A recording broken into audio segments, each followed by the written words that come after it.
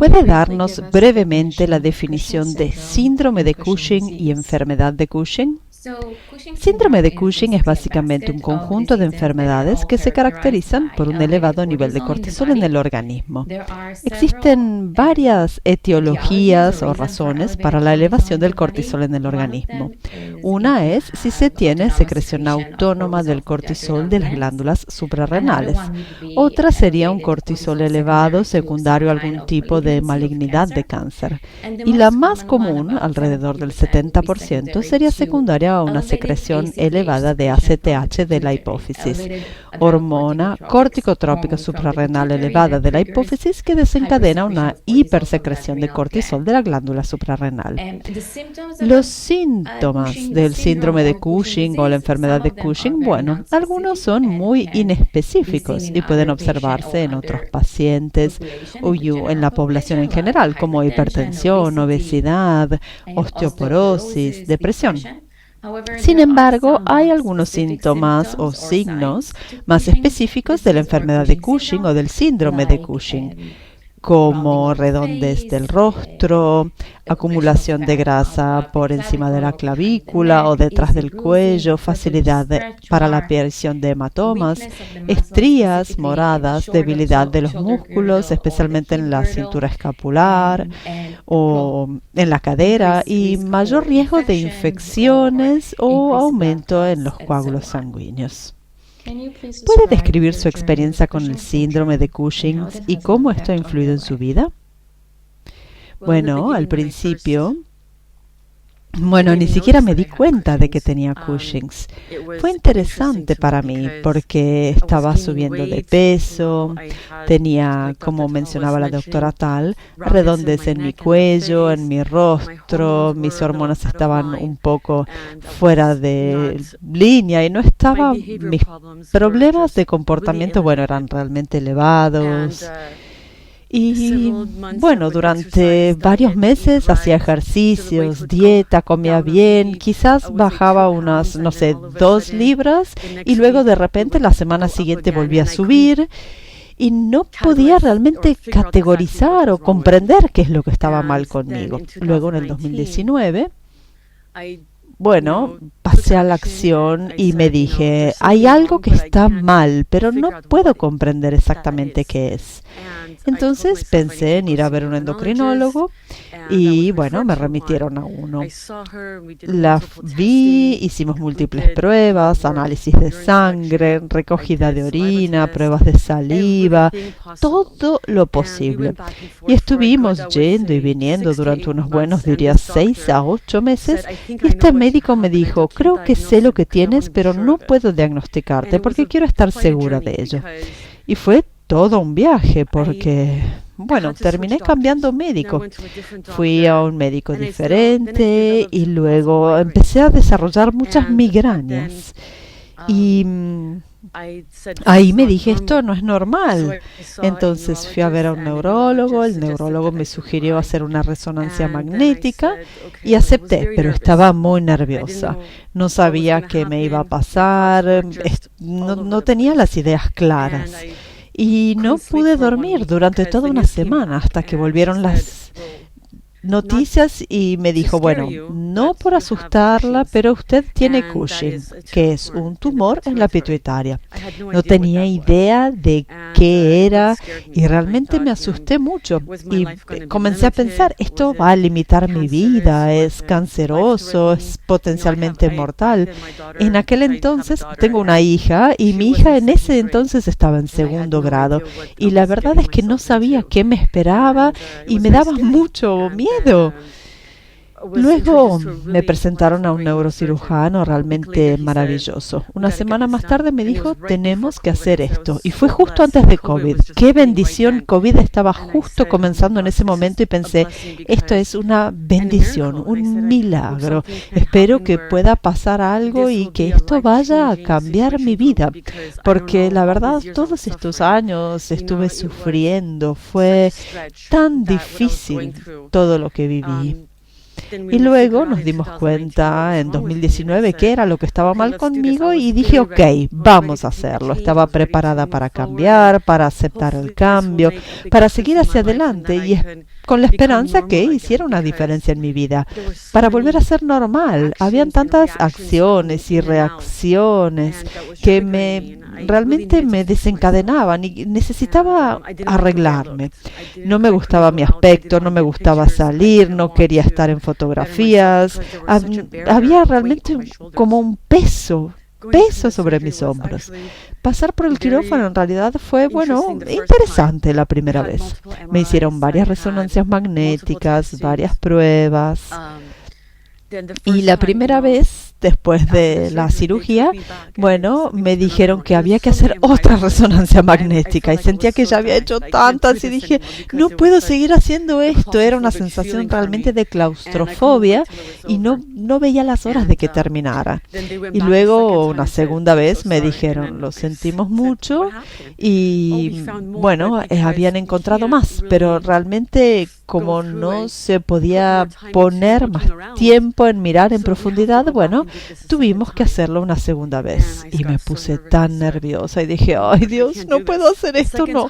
La segunda vez fue peor que la primera. No tuve una gran anestesista, me desperté y me sentía muy enfadada, le gritaba a todo el mundo, no quería ver a mis padres, no quería ver a nadie cercano a mí, no quería ver a mi familia, gritaba, sentía tanto dolor que sentía que iba a estallar mi cerebro. Y luego tuve una enfermera que era increíble, una bendición del cielo, me cuidó realmente muy bien. Y le pedía que cerrara las cortinas, que me pusiera una toalla en el rostro, la luz, todo me presionaba mucho y le dije, no puedo con esto. Me hicieron tantos análisis de sangre durante esos días. Estuve 7 días en el hospital y me sacaban sangre desde el hombro hasta la muñeca. Es muy difícil encontrar mis venas porque son muy profundas y difíciles de encontrar. Entonces me pincharon tantas veces y fue una pesadilla. Y tanta gente intentaba, trajeron un buscador de venas, intentaron encontrar mis venas a través de las luces y no podían. Y yo estaba llena de moretones, sentía como si alguien me hubiese pegado literalmente varias veces por día. Y finalmente llegó una persona que encontró la vena a la primera intención. Y fue muy, muy duro. Y levantarme de la cama era difícil. Finalmente usar el baño, poder moverme y caminar. No quería salir de la cama, no quería caminar.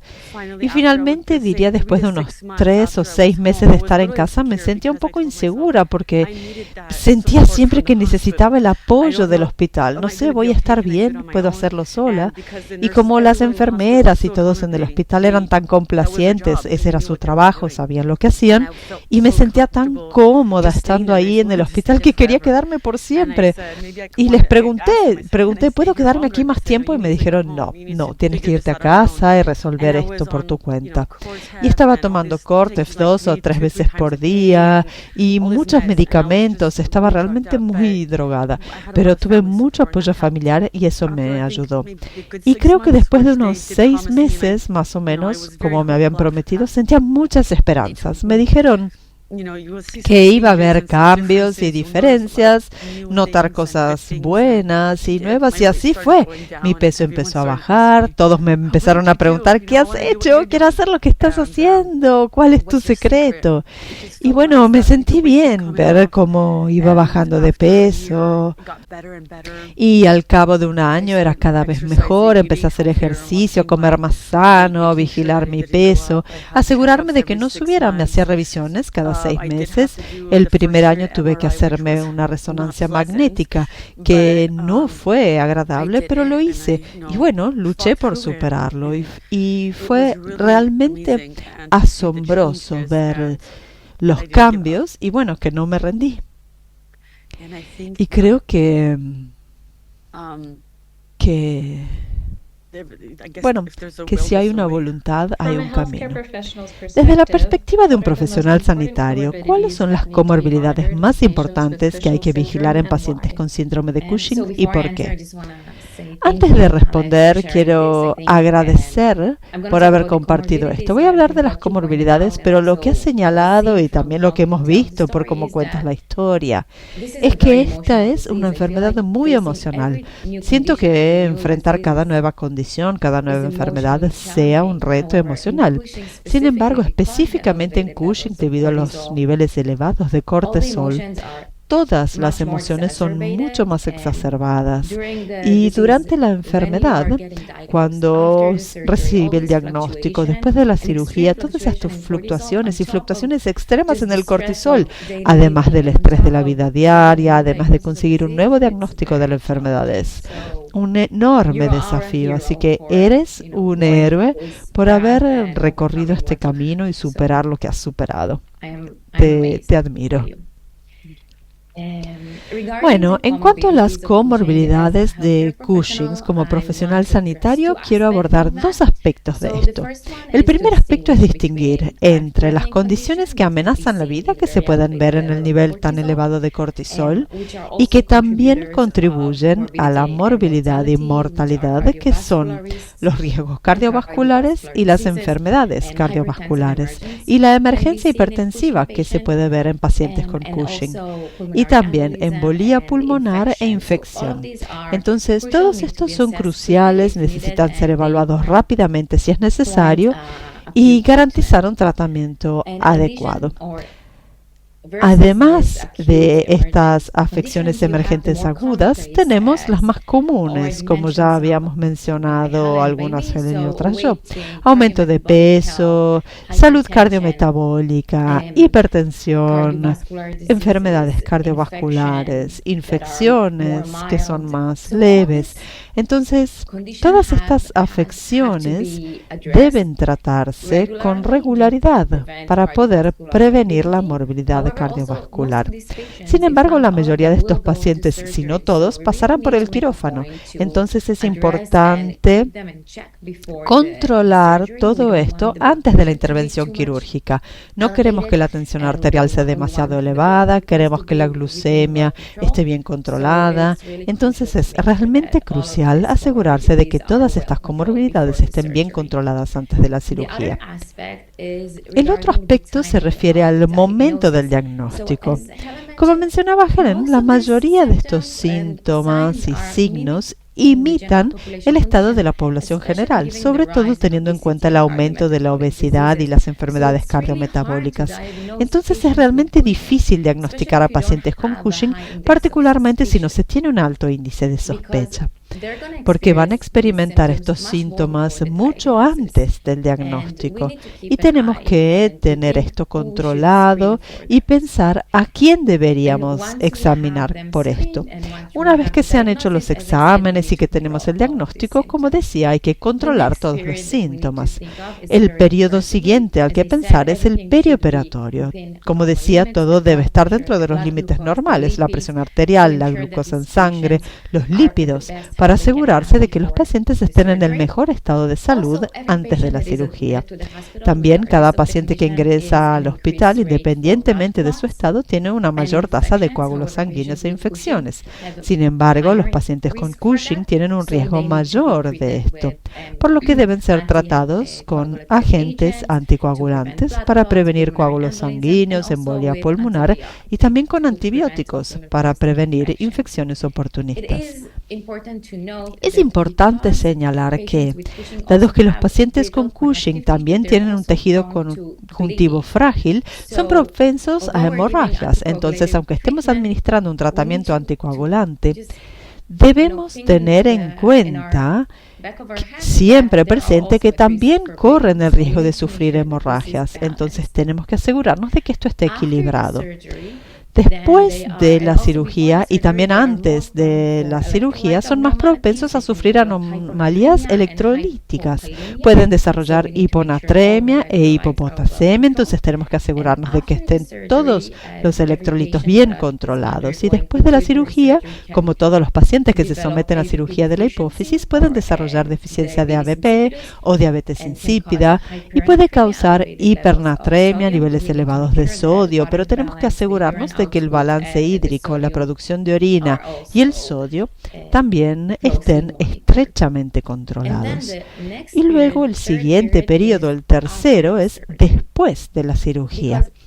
Porque incluso los pacientes que ya han sido operados o que están controlados bioquímicamente pueden seguir teniendo un mayor riesgo de morbilidad cardiovascular, pueden seguir teniendo un mayor riesgo de infarto de miocardio, de accidente cerebrovascular, aún así tener embolia pulmonar y TBP, y también anomalías óseas como osteoporosis o necrosis vascular, que es la necrosis del hueso.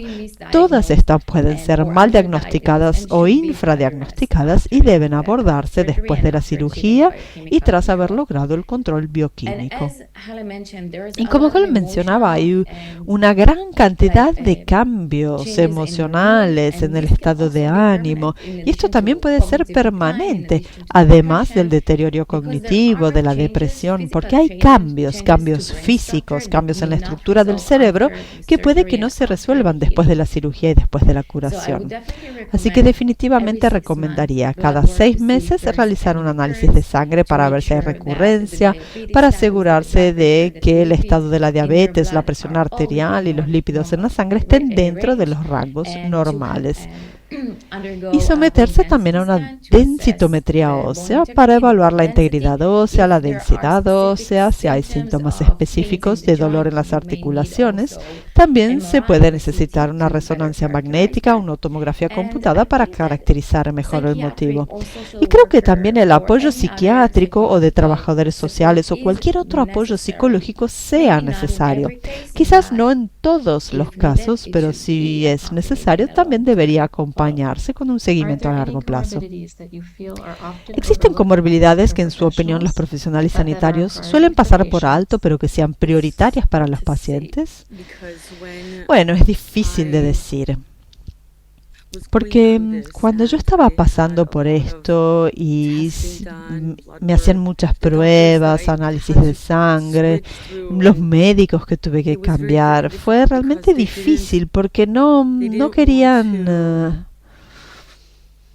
No sé cómo decirlo, no es que no quisieran creerme, pero yo sabía que algo me estaba pasando y que tenía síntomas, que había algo ahí. Y cada uno conoce bien su propio cuerpo y cada uno sabe que si hay algo que no está bien en su salud y lo que sucede internamente. Cuando me estaban haciendo más análisis de sangre con otro médico, en un momento él se negó a que me hicieran resonancias magnéticas y no me dio el beneficio de la duda de que esto era lo que yo necesitaba y de que esto era lo que quería lograr para llegar al siguiente paso en mi vida, porque era importante para mí. Mi salud no estaba llegando al punto en el que mejorara.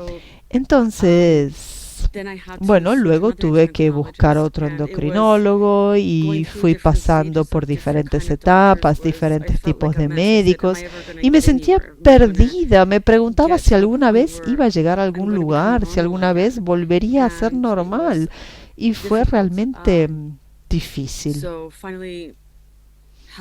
Y finalmente tener que cambiar todas estas rutas, cambiar direcciones. Finalmente llegué a una conclusión y eso fue muy bueno. Yo estuve tomando prednisona durante, diría, más o menos unos 2 años, hasta que cambié a un tercer endocrinólogo. Y como todo estaba tan suprimido, por haber tomado este medicamento durante tanto tiempo. Luego, cuando cambié a otra cosa, bueno, solo me tomó unos 6 a 8 meses y luego ya dejé de tomarlo. Así que este diciembre serán, creo, unos 3 años que ya no tomo más las pastillas para controlar mi cortisol. Puedo ya manejarlo yo mismo y no necesito las pastillas, es una muy buena sensación. Y en este julio se va a cumplir el 5º aniversario que estoy libre de Cushing. Y es muy bueno porque creo que sea realmente gratificante para mí haber llegado a donde estoy hoy. Me siento bien conmigo misma, he perdido peso y estoy tratando de mantenerme como estoy. Y estoy intentando, bueno, retomar mi vida. Fue bastante duro. Y espero que esto sea un buen ejemplo para tanta gente que, bueno, o saben contra lo que están luchando o, bueno, si no lo saben, espero que esto pueda ser como una gran luz al final del túnel para ellos. Porque hay esperanza, hay, como les decía, existe un camino. En un momento dado quise abandonarlo y dije, bueno, iba a los médicos, me decían tantas cosas y me dijeron, si no haces nada con esta situación, estás engordando tanto, estás al borde de la hipertensión, al borde de la diabetes, tantas cosas. Y yo respondía, bueno, pero estoy intentando, no sé qué más puedo hacer para superarme. Hago ejercicios, como bien, eliminé muchas cosas de mi dieta, pero no ayudaba. Entonces, cuando finalmente descubrí lo que me pasaba, bueno, me sentí mejor porque así tengo más poder sobre mí misma, me siento más segura, pero bueno, todavía hay luchas y momentos de inseguridad, pero bueno, se necesita tiempo. ¿Puedo añadir algo sobre después de la cirugía y la fase de recuperación? Específicamente la recuperación de Cushing puede tomar tanto tiempo. Y no es solo porque es una enfermedad de la que uno se está recuperando, sino también porque hay otros dos aspectos. Uno, como decía, después de la cirugía probablemente va a contar con insuficiencia suprarrenal. Las células normales secretoras de ACTH en la hipófisis probablemente estén aturdidas por la hipersecreción del tumor que tenían. Y una vez que se extirpa el tumor, ya no se tiene secreción de ACTH y no hay nada que le diga a la suprarrenal que secrete cortisol. Entonces, de este nivel de esteroides, básicamente se va a cero. Y esto es súper difícil de manejar para el cuerpo, para la mente y para nuestras emociones. Entonces se necesita tiempo para el cortisol y para la ACTH, las células secretoras de ACTH en la pituitaria, para que se recuperen, necesitan tiempo.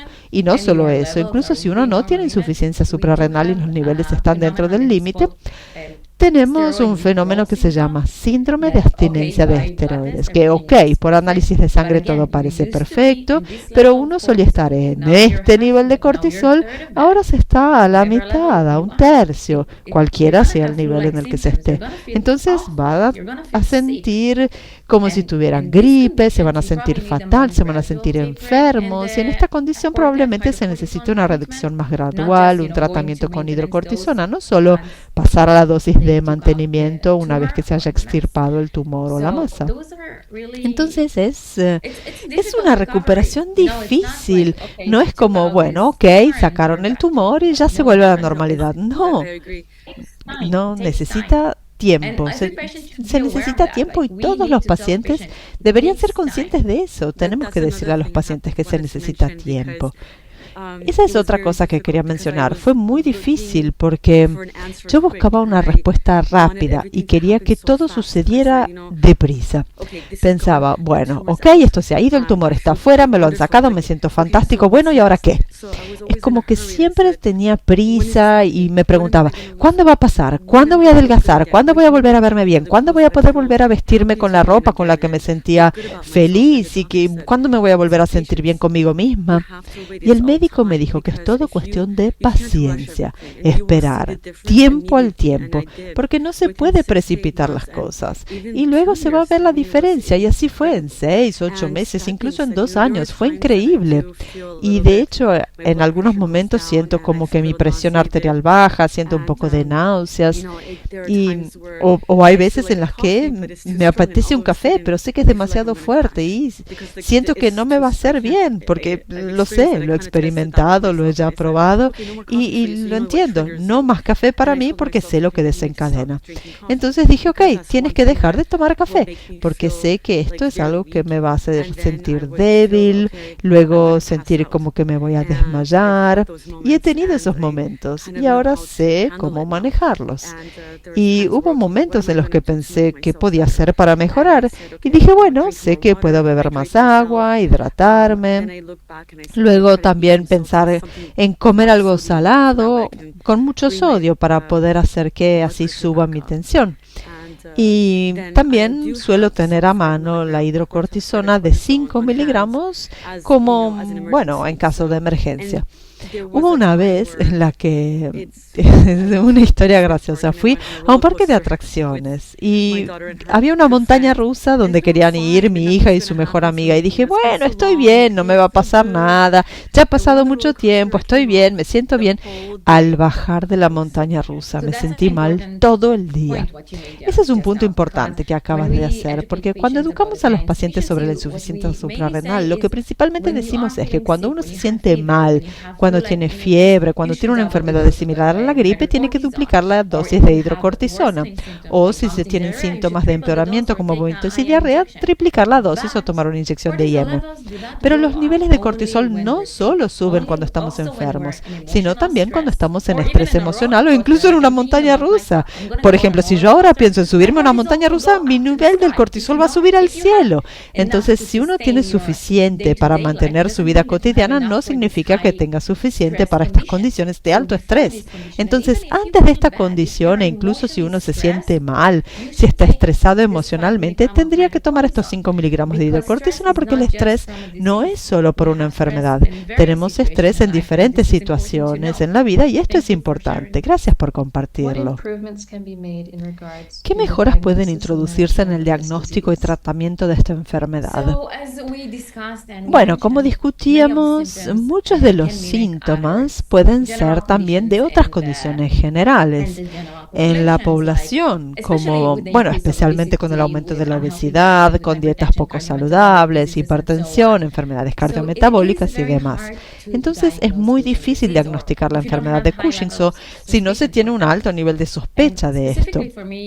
Específicamente para mí como endocrinóloga, si tengo un paciente que viene con un aumento de peso inexplicable o aumento de peso en muy breve término o un aumento inexplicable del vello facial o hematomas, voy a comprobar el eje adrenal hipoficiario con bastante rapidez solo para asegurarme de que no sea eso o bueno, si es eso, para comenzar el tratamiento o para empezar a pensar en cuál sea el tratamiento adecuado. Sin embargo, creo que en la población general o con los proveedores de atención primaria no siempre es así. Entonces, educar a los proveedores de atención primaria sobre los síntomas específicos e inespecíficos de la enfermedad de Cushing es crucial para poder realizar un diagnóstico más rápido para los pacientes, porque muchas veces estos síntomas se solapan. Con respecto al tratamiento, cada paciente con enfermedad de Cushing debe ser tratado en un centro hipoficiario de excelencia, en modo que tengan el enfoque de un neurocirujano experto que pueda realizar su cirugía para extirpar la masa. Sin embargo, también necesitan ser vistos por un oftalmólogo para ver si hay algún compromiso de las arterias visuales y también necesitan continuar el seguimiento con un endocrinólogo porque a veces se tiene recurrencia del Cushing o incluso no todo el tumor puede haber sido resectado debido a la proximidad a otras estructuras en el cerebro. Entonces, esos pacientes puede que necesiten un tratamiento médico o cirugía o radioterapia. Entonces hay que hacer un seguimiento durante mucho tiempo después, incluso puede ser durante el resto de sus vidas.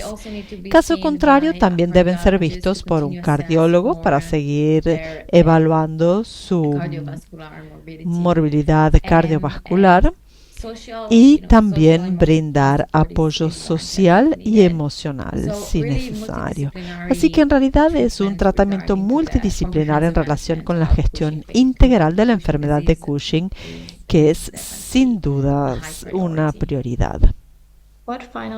¿Qué consejo final le daría a alguien recién diagnosticado con síndrome de Cushing? Bueno, esta es una pregunta difícil. A ver, consejos. Creo que hay que mantenerse positivo y sentir que hay fe, que hay esperanzas, que va a encontrar algo que los va a poder ayudar, que tienen ayuda. La cuestión es, bueno, cuando a mí me diagnosticaron, yo estaba muy asustada y me pasaban muchas ideas contradictorias por la cabeza, no sabía qué me estaba pasando. Y creo que el hecho de que si uno se siente que está en buenas manos, con un médico con el que se siente cómodo, bueno, creo que hay un modo de superar lo que se está viviendo. Al principio, bueno, me sentía incómoda, no sabía qué era Cushing, nunca había oído hablar de Cushing, entonces empezar a educarme, a aprender, comprender de qué se trata, de dónde viene. Bueno, es muy interesante. Entonces creo que cualquiera que reciba el diagnóstico, sin dudas debería empezar a actuar, tomar medidas para cuidarse, buscar ayuda y recibir atención médica. Creo que nunca hay que ignorarlo, porque es algo importante. Creo que, bueno, si alguien no quiere correr riesgos y arriesgar su vida, la salud es muy importante en nuestras vidas.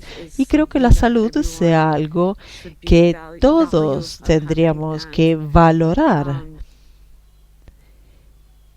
Y bueno, no te rindas, no te rindas. Creo que, como decía antes, hay una luz al final del túnel. Hay algo que siempre se puede esperar, algo que se puede hacer para mejorar. Hay tantos cuidados, hay tantas cosas en el ámbito de la medicina que pueden beneficiarnos y hay mucha investigación y muchas cosas que los médicos han experimentado. Entonces creo que sea una gran oportunidad y no dejarlo escapar y bueno, me siento bendecida. Creo que no tienen que dejar esto de lado, sino por el contrario, asegurarse de cuidarse a sí mismo y saber que si algo está mal, hacer algo al respecto, porque de verdad no hay nada que perder. Y por el contrario, hay mucho que ganar. Yo quiero ofrecer palabras de ánimo para todos los pacientes que padecen Cushing. Ya sé que, como decía, el diagnóstico puede ser la fase más desalentadora porque se tarda mucho hasta tener el diagnóstico, pero también es el primer paso para la curación. Aunque es difícil y la curación puede tener múltiples obstáculos en el camino y el camino no siempre es corto y puede llevar mucho tiempo, estamos aquí para ti como profesionales médicos, estamos aquí para escucharte, para tener conversaciones sobre la enfermedad y para elaborar un plan juntos. ¿Cuál es el mejor plan más adecuado para ti? Así que definitivamente estamos aquí para ti, vamos a trabajar juntos y paso a paso hay un camino hacia la curación.